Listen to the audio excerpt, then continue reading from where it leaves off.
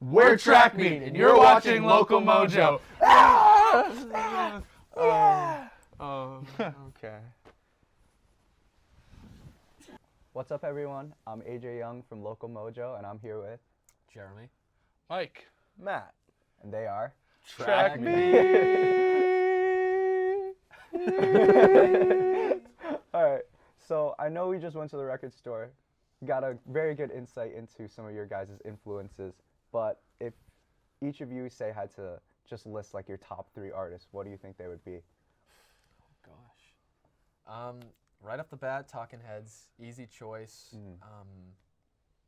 Stone Roses, like them, pretty big influence on me. And You're a huge Imagine Dragons guy, right? oh, totally. Yeah, for sure. Toss up between them or Ed Sheeran. yeah.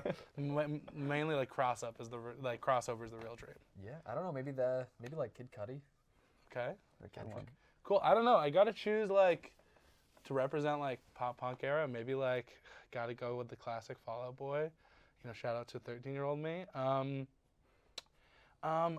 then the 2 other bands, I gotta go like probably the Smiths, and then probably, you know what? I've been on this is a little bit of a risky choice, but I feel like this band's going to play. Parcels probably like a cool funky band from Berlin and stuff. For me, definitely Dinosaur Jr. is a big one, probably the top one, at least, you know, it matches up with our sound a lot too.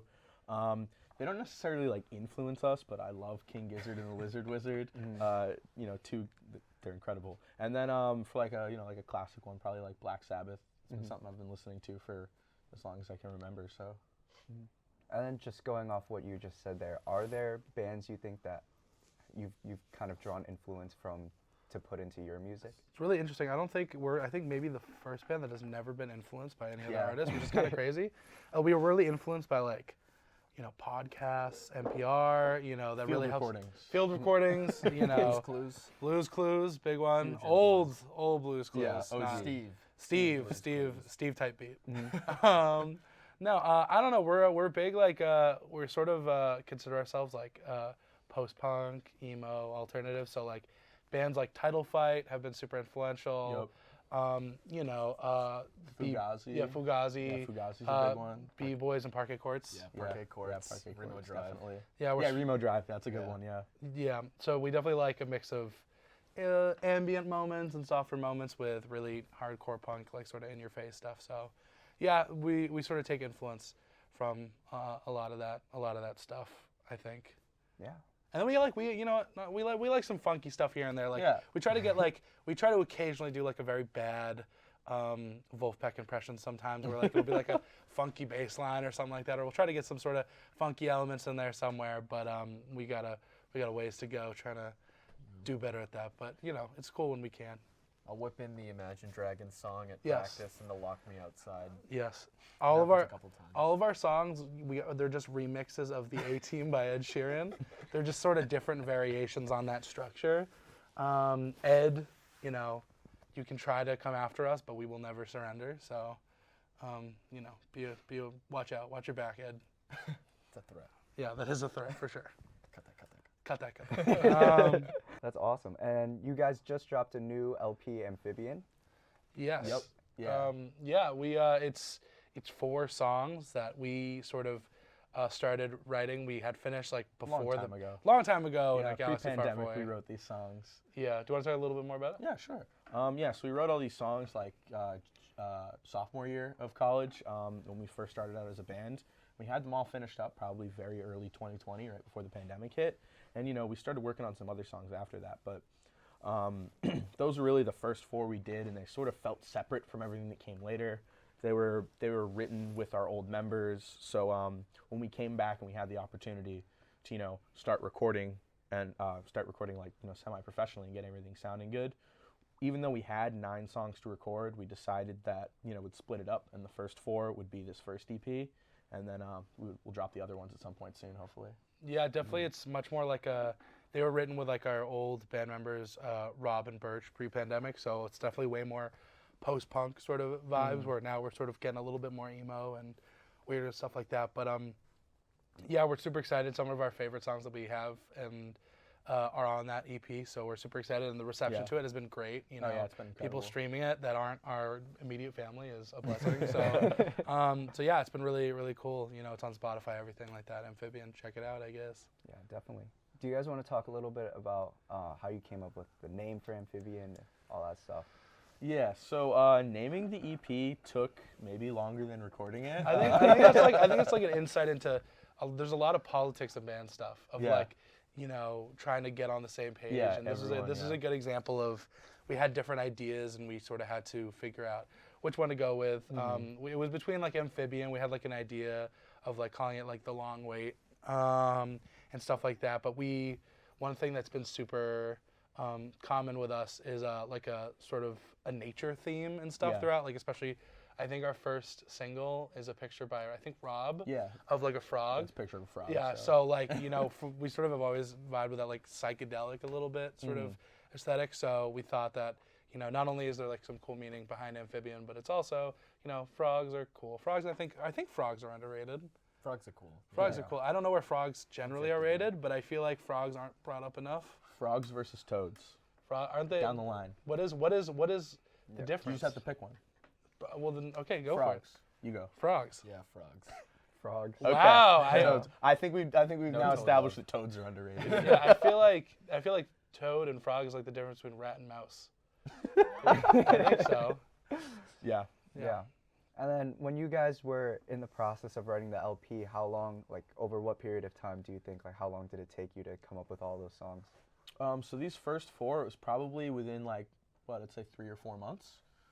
We had those first 4 songs finished, and then these other 5 that we're, you know, sitting on right now took, I don't know, some of them took a lot shorter, some of them took a lot longer. There was some that, you know, we might have written in like a few weeks over the course of the pandemic, and others started really early on and then didn't get finished up until we were back here at school. So yeah, it just takes different time. Sometimes again, Matt will come up with a riff and he'll sit on it for like a couple months and you know, work on little pieces here and there, and sometimes we just crank out a song in like a week or 2.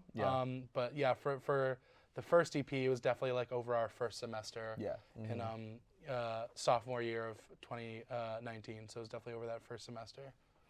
I think something interesting about writing too is Euthyphra, one of our latest singles. Yes. You said you came up with originally like in high school. Yeah, it was I came up with the chord progression in high school. So again, there's stuff that's like, you know, sometimes you just have it way back. Like again, I came up with that chord progression in high school and then fleshed out the structure with a little project that I was doing with my friends, Tim and Cole. And so like, again, sometimes we have ideas that are like from 4 years ago that we start to execute and stuff like that. And then sometimes that will just randomly pop its head up like now, and we just decide to finish it around then. So we don't know how to write songs in a timely fashion. So yeah. Sometimes it's quick, sometimes it's not. Yeah. And then do you guys have any names or any timeline in for new music? Like I'm sure you guys have thought about it a little bit. Yeah, definitely. Hopefully sometime over the summer, we're going to try and release the second EP. It depends on a couple factors. We're definitely finishing up the whole mixing and mastering process of it right now. It's getting there. It's almost ready. But you know, figuring out how we're going to release it. I think our biggest thing right now is that we want to release it to take away streams from Ed Sheeran. I think that, you know, he's just been going after us incessantly. You know, we got, you know, some, you know, people at our door the other day. So I think we just want to try to take away, you know, even if it's 1 stream away from Ed Sheeran's new album, you know, I think I can, you know, die happy. You know what I mean, AJ? That's a victory. AJ, do you understand what I mean? Okay, I'm just making sure, AJ. Yeah, something else I wanted to touch on. I think my favorite song off Amphibian was Heavy on My Mind. Okay. I really like that. A lot of the lyrics seem to be like they were almost coming from a darker place, yet the music and the other things behind them were very energetic and very driven. Yeah. So do you guys have any, like, did that come from a specific period in time, and what do you think like that almost clash means? So the instrumental and like the music part was sort of written first and done first, and we had some other lyrics to it, but we just didn't end up using them. And then, you know, we just had the song. It was basically done musically for a while. And then at some point over the pandemic, Mike wrote some new lyrics for it. And it was from a dark place. Yeah, no, for sure. I think the dark place specifically was like probably November 2020. So yeah, it was definitely we wanted to write some new lyrics for that one, and I just you know, I'm sure a lot of people can relate to this, but I just super overthink things and like overthink a lot of interactions, and especially at that time, you know, you don't have, you know, ideally now, you know, small little things you can let go of because I'm doing, you know, music and comedy stuff, and you're working, so you're like sort of got other things to focus on, busy, but all I would do is only have time to focus on the little annoyances in my head and the things like the quandaries and like, should I do this or should I do that? And so that song's a lot about just like incessantly overthinking, and about how on one hand, you know, things are valuable and what people do and believe is valuable, but on the other hand, it's like, take a nap, you know, it's okay. Not everything's the end of the world. Yeah. So, but especially in 2020, it did kind of feel like things were the end of the world. So, yeah, that was definitely coming from a darker spot. But I'm glad that it is not in a super dark song, which is good. Yeah. Yeah.